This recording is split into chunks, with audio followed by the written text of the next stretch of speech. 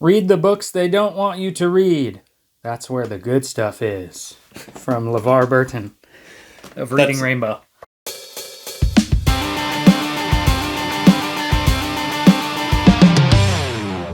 Hi, I'm Ryan. And I'm Dillon. And welcome back to Adaptation Station, the show where we review books and their movie adaptations. One of us reads the book and then watches the movie. The other one watches the movie and then reads the book. And we give you our recommendation for which order gives you the best experience. Yes, and today we are talking about Fahrenheit 451, the book by Ray Bradbury and the most recent movie adaptation. And I read the book first this time, so I'll give you a little summary of the book. Fahrenheit 451 was published over 70 years ago in 1953 by the American writer Ray Bradbury. Bradbury's mostly known for writing science fiction, short stories, and novels, but he also did some screenwriting in the early days of TV and movies becoming popular. The novel Fahrenheit 451 imagines a future version of the United States where it is illegal to read or even own a book. So our main character, Guy Montag, works for the fire department as a fireman. But in this dystopia, the firefighters do not put out fires, they start them. So anyone found in possession of a book will have their books burned. And this is the world Guy Montag grows up in. It's all he knows until he meets a young neighbor who are starts to get him to think differently. And can you tell him about the movie? Yeah, this movie version, there are a few movie versions, but we're doing the 2018 movie adaptation directed by Ramin Bahrani.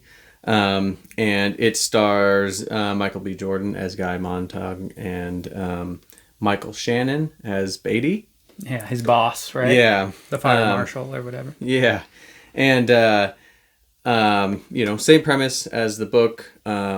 Not going to get into too many things. We'll get into that discussion right about now. Yeah, there are some differences. So let's go ahead and get into the spoiler-filled discussion about it. Since I read the book first, I'd love to start with talking about the book. Yeah, we can start talking about the book. Okay. I think it's a good jumping off point. It's the first thing. It's the classic, you know. Yeah.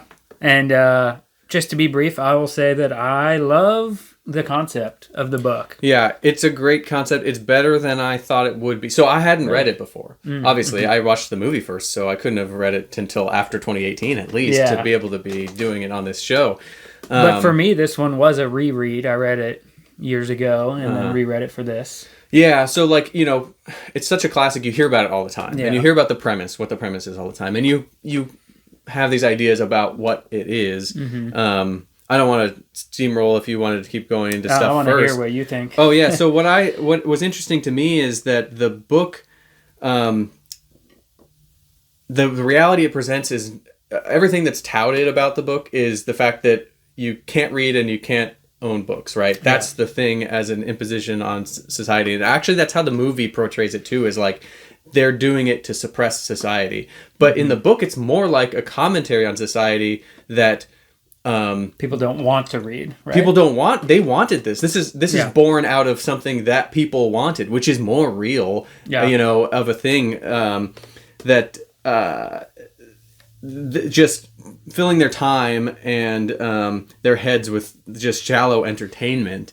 That's what it's presenting that's what that leads to. It's giving you the idea that it's important to read as an active thing, as opposed to, I feel like what most people think the book is about is an anti-government censorship situation, which it is, but it's not at the main point of the book, in my opinion. Yeah, and it does make it more interesting. Like the marshal, his boss at the fire department, he's kind of like that. He's like a little bit intellectual, so he's a more interesting character, being like, hey, I've read books. I think books are great, but people don't want this. Yeah. They chose this. And that's, since you mentioned it, something that I think is missing from the movie a lot is in the book, Guy Montag is married and he has a wife. Yeah. And that's totally missing from the movie. Yeah.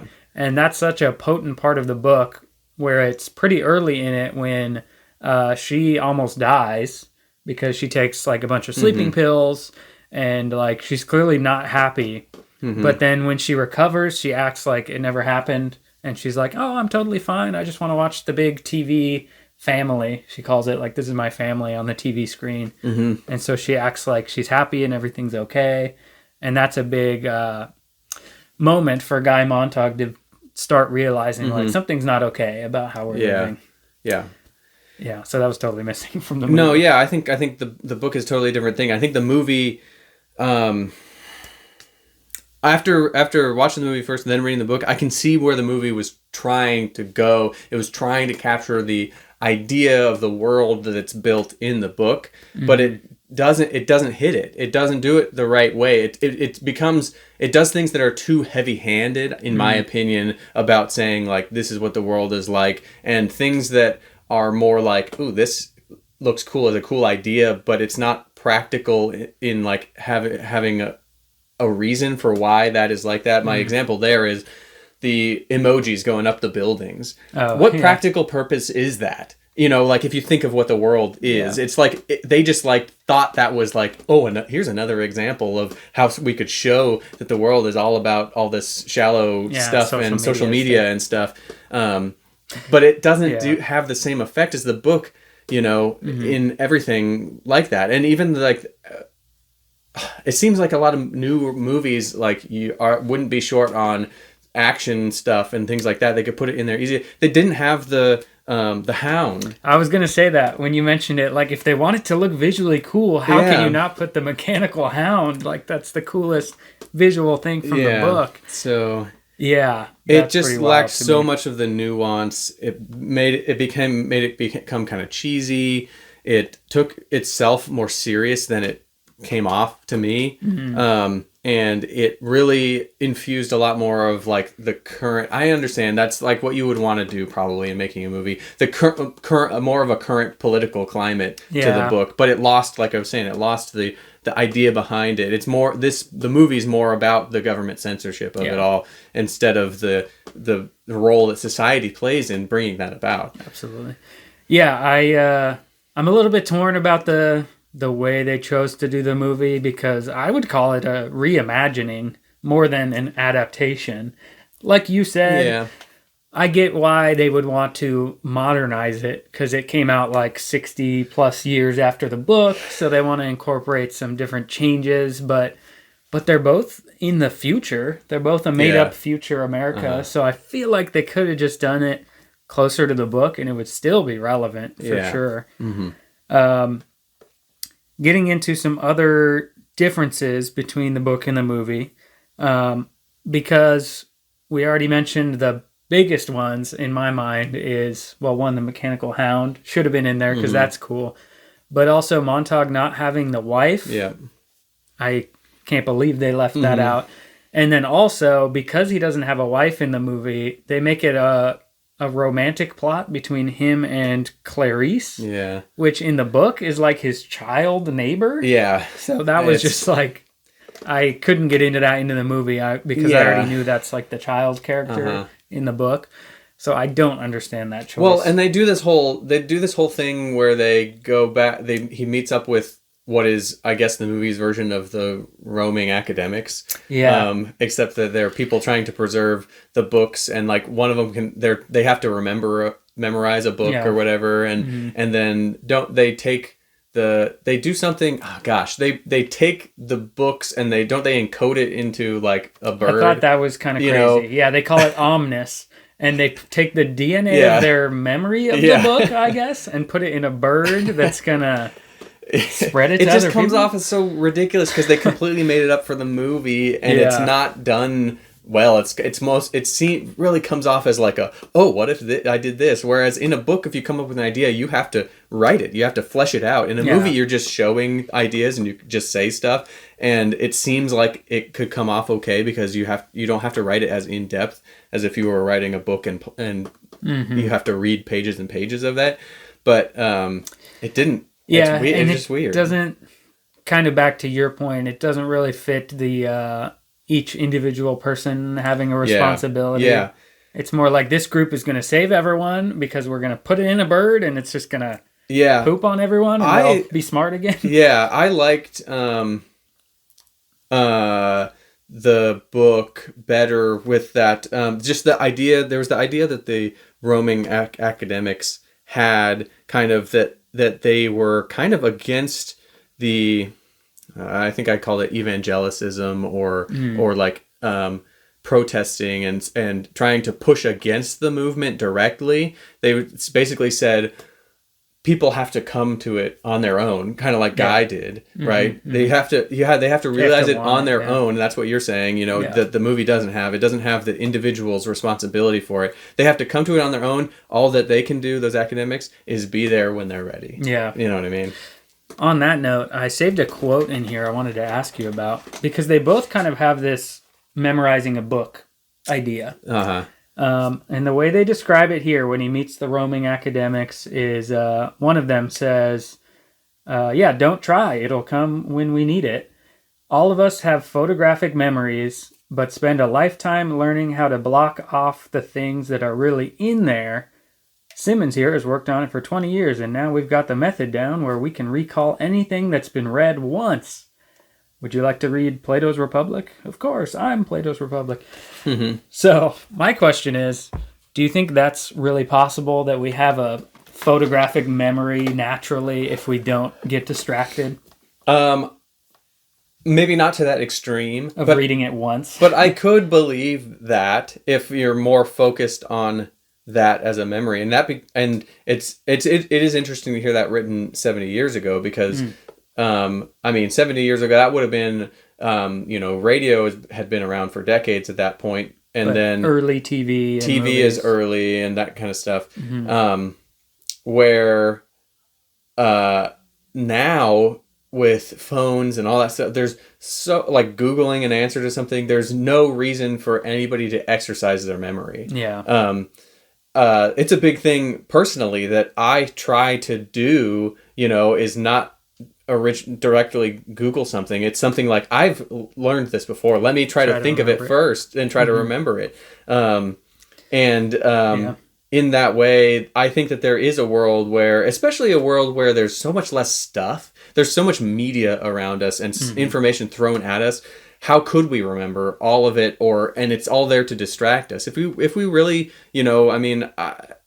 how language evolved in humans and that kind of stuff, we're there to tell stories about stuff, and I'm sure we could memorize a lot more stuff than we could if we put our minds to it. Now, memorizing a whole novel the first time you read it, no, I don't really think so. They go a little extra with like making it seem like a superpower in the book.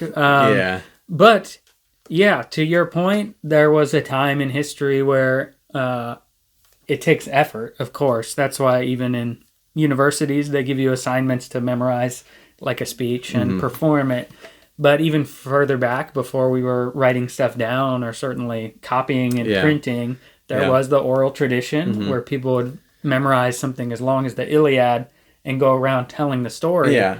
I'm sure it changes a little bit every time you tell it. And then you have to employ some things that make that easier, right? Rhyme and a structure like meter and that kind of stuff. That's where those all started, and that's the beginning of music. I mean, I think a lot of language is tied with the beginning of music also, because those things, and that's why it's so much easier. Think of just how many songs, if you listen to a lot of music, how many songs do you know all the lyrics to? You know what I mean? Just because you can bring it back up, with the music. We're made to do that. So, maybe if you employ something like that, That's a good point about, with old poetry, it's like there's a rhyme, so then if you say it wrong, you would stop and say, wait, that can't be right, because that doesn't rhyme with the last one. Yeah, or this was too many syllables. That can't be what that was too long. Let me rethink, and then that helps your memory. But back to some other little details from the movie.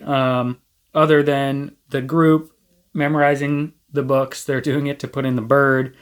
But then there were some other new things they added, like Yuxi, whatever it was, that was like the Amazon Echo of this world. Yeah. So it's like, that's more of like a government control thing where he has to say, Yuxi, go dark, when he's secretly looking at his stuff, which was not a collection of books hidden in the vent.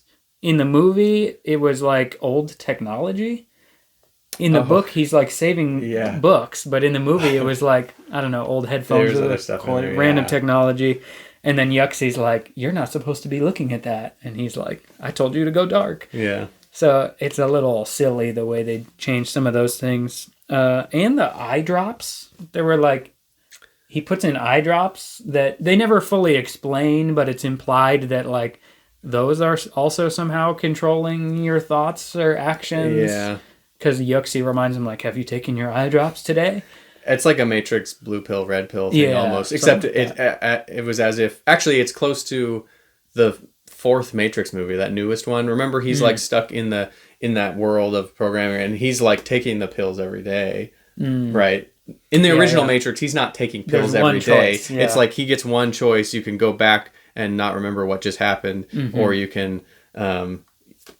learn everything, but in the new movie it's like they have to keep him suppressed because it is like that. Anyway, speaking of getting off topic, I wanted to ask, we did Kingsman last month. Did you happen to go ahead and watch the other movies? Of Fahrenheit 451? Oh, I meant the Kingsman movies. Sequels. No, I didn't watch any Kingsman sequels. I haven't read any of the sequel graphic novels either. Okay.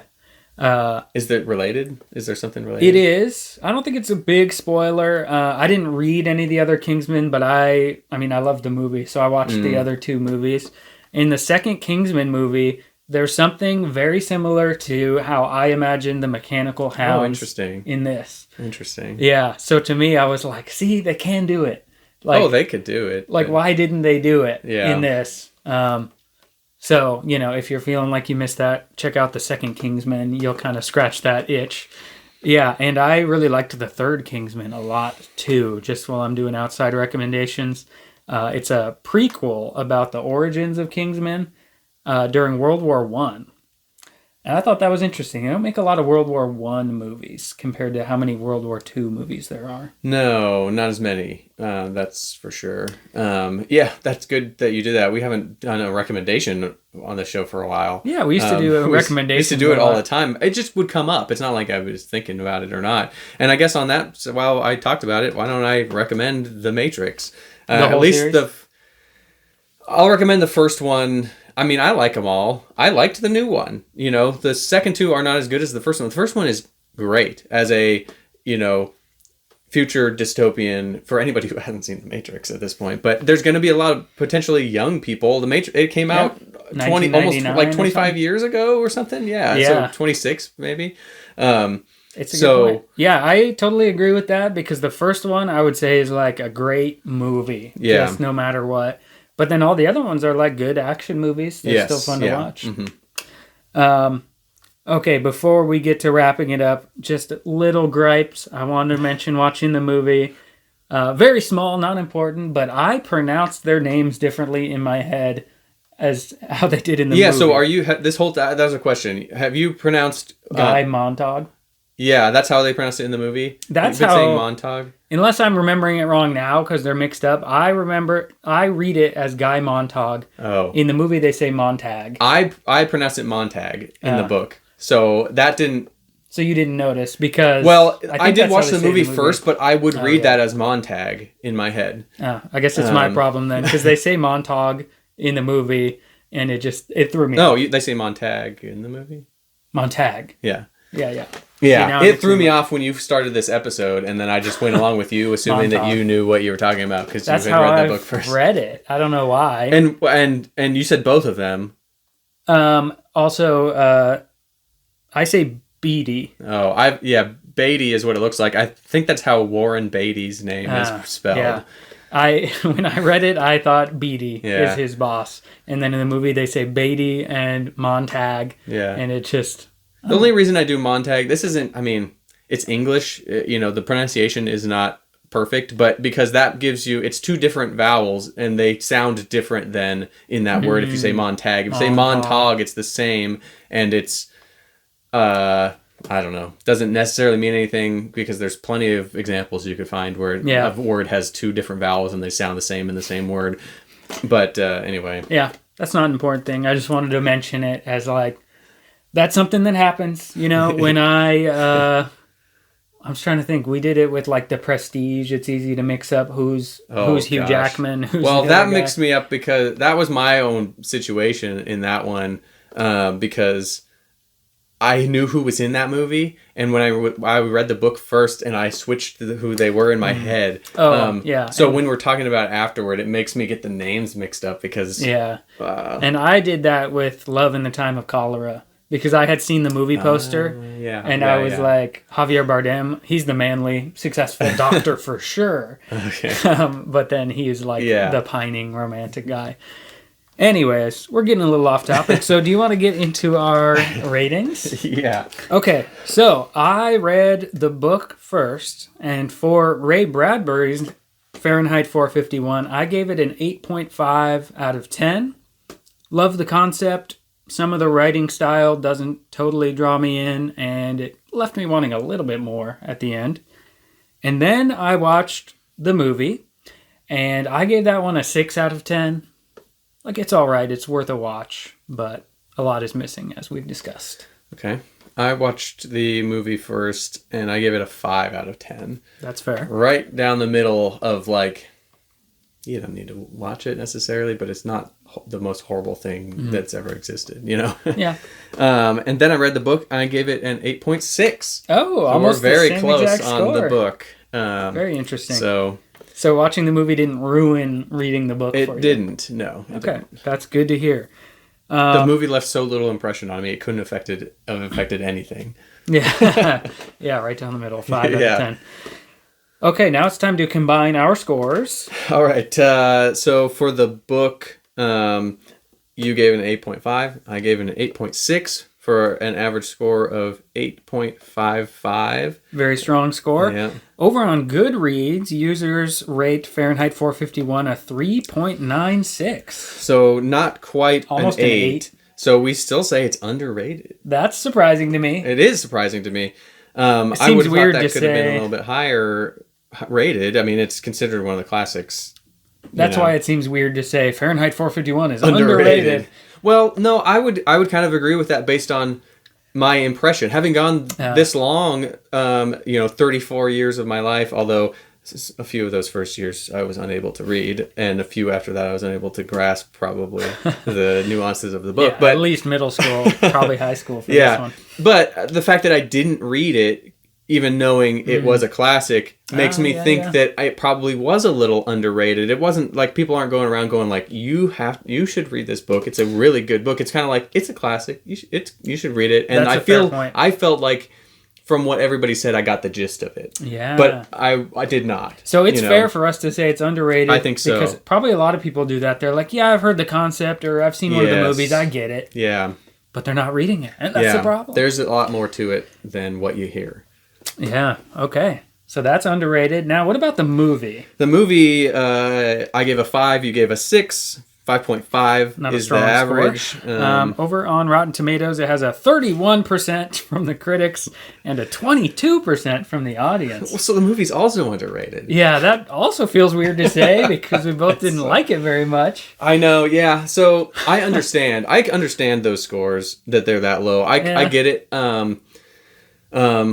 We both, I guess, just agree that it's not that bad. It's not that. It's not that bad. It's very mediocre. Yeah. This scene makes it seem like it's horrible. Yeah. It's not horrible. It's mediocre. It's fine. But to be more specific, let's talk about our final recommendations. Yeah. As for me, having read it first, I will definitely recommend to read it first. The book is very, very good, and maybe it made me enjoy the movie a little bit more. I ended up rating the movie a little higher than you. That's interesting. So maybe it's just like... That's an interesting idea. I liked seeing it on the screen, and I didn't feel like I was missing too much because I already know what happened in the book. Yeah, that's interesting. I don't think that watching it first affected the book for me that much. Yeah. You may have swayed me a little bit to change my answer. I was gonna just say read the book only. Yeah. But I don't think it would be bad to watch the movie afterwards. So I'm going to say read the book first. I'm going to agree with you. Read the book and then watch the movie. Yeah, I could see why. I mean, I almost want to say skip the movie too, but I'm giving your argument the benefit of the doubt of reading the book first made the movie better because I think it's at least worth one watch just to, see how they chose to modernize it. I think that happened with All the Pretty Horses. Now you kind of liked that movie. I did. I don't remember, and you watched it first. I rated them almost the same. I feel like I liked the movie better because I read it first on that one. I think that if I watched that movie by itself first, I wouldn't have liked the movie as much. But that's just me. So that plays into my recommendation, I guess. That makes sense. Okay, now we have 52 things on our overall list, I believe. Yep. So let's see where each version of Fahrenheit 451 lands on our overall rankings. Look at this. We got a top 5. We got a new in the top 5 at number 4. The Fahrenheit 451 book at 8.55. Wow. Below what I just mentioned, All Pretty Horses book, and above the Cabin at the End of the World book. Great company. Mm-hmm.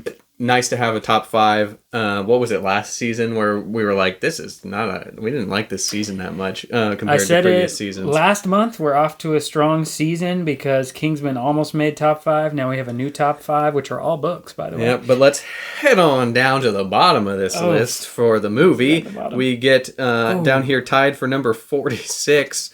Tied with the Love and the Time of Cholera movie, 5.5, above the Dark Half book.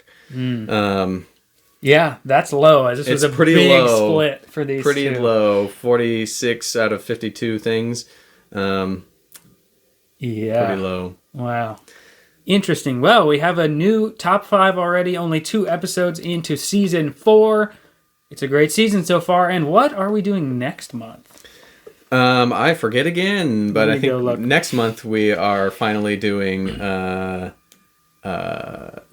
the one I mentioned before, right? You're right. Next month we are doing Killers of the Flower Moon, book by David Gran and movie by Martin Scorsese. Yeah. Stick around for that. It's a true story. For that one. As for Fahrenheit 451, viewer, you tell me which is better, the book or the movie? Let us know in the comments below. Like this video, subscribe to the channel, and tell your friends to tune in too. You can click another video now. Thank you. Bye.